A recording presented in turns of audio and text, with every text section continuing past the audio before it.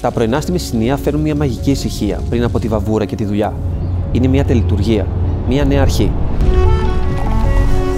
Με μια κούπα παραδοσιακού καφέ, η έμπνευση ανθίζει.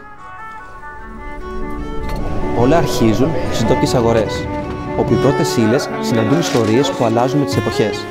Κάθε ιστορία έχει τη δική της γεύση και ανθρώπους. Αυτή είναι η Μεσσηνία, όπου παράδοση και κληρονομιά γίνονται ένα.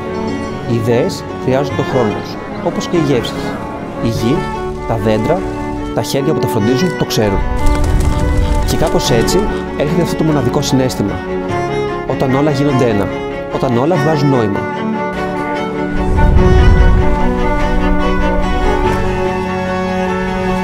Αυτές οι στιγμές είναι που κάνουν τη Μεσσηνία ξεχωριστή.